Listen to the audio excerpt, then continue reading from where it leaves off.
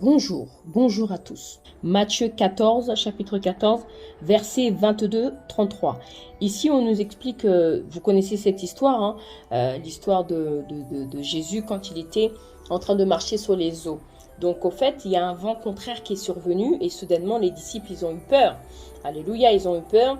Et du coup, Jésus est apparu et il a commencé à marcher sur les eaux et les disciples, Pierre a demandé si c'est vraiment toi, est-ce que je peux marcher sur les eaux? Parce qu'ils ont vu apparaître Jésus, ils ont cru que c'était un fantôme. Et du coup, ils ont demandé à Jésus-Christ, oui, est-ce que c'est bien toi? Jésus leur répond, oui, c'est bien moi, n'ayez pas peur, n'ayez pas peur. Voilà. Et donc, du coup, pour être sûr que c'était bien Jésus, Pierre a demandé à ce que lui-même il marche sur les eaux pour rejoindre justement le Seigneur. Et du coup, lorsqu'il a commencé à marcher sur les eaux, il y a un vent contraire qui est venu encore plus fort. Du coup, quand ce vent contraire est venu plus fort, il commençait à couler au fait. Il commençait à couler. Et Jésus a dit à Pierre, homme de peu de foi. Homme de peu de foi, pourquoi tu doutais? Alléluia. Donc c'est pour dire quoi? Donc après, Jésus a permis que le vent s'arrête. Il est monté dans la barque et tout s'est calmé. Voilà, donc Jésus-Christ peut permettre dans notre vie au fait des vents contraires. Actuellement, peut-être que tu es en train de vivre un vent contraire. Tu es en train de vivre une situation contraire à ce que le Seigneur t'a dit, contraire à ta destinée, contraire à ce que le Seigneur t'a promis.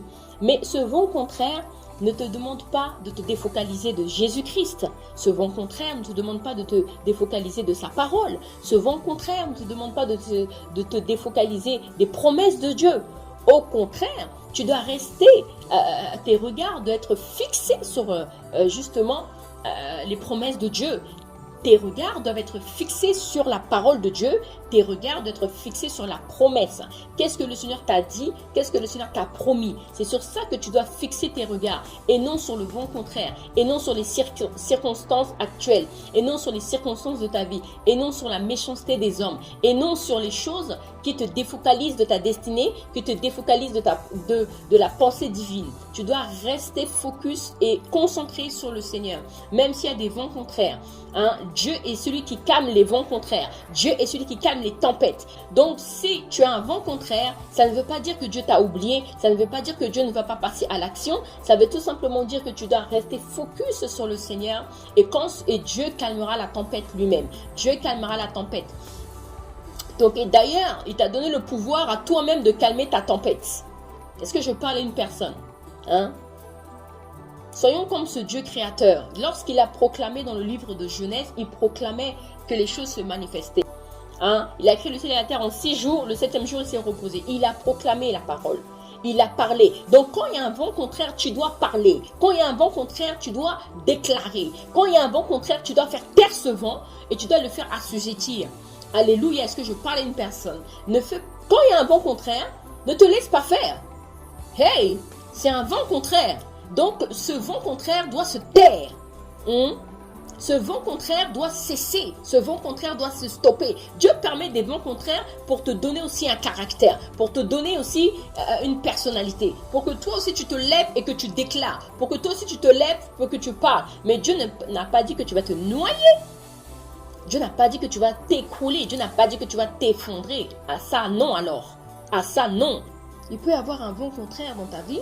Il peut y avoir une situation contraire dans ta vie. Mais ça ne veut pas dire que le Seigneur veut nous détruire. Alléluia.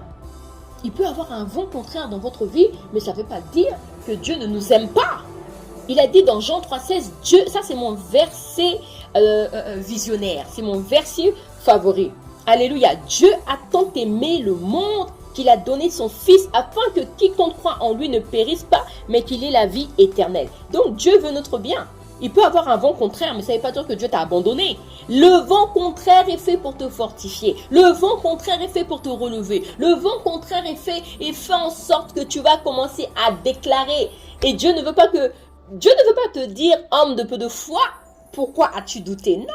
Dieu veut te dire, lève-toi et marche.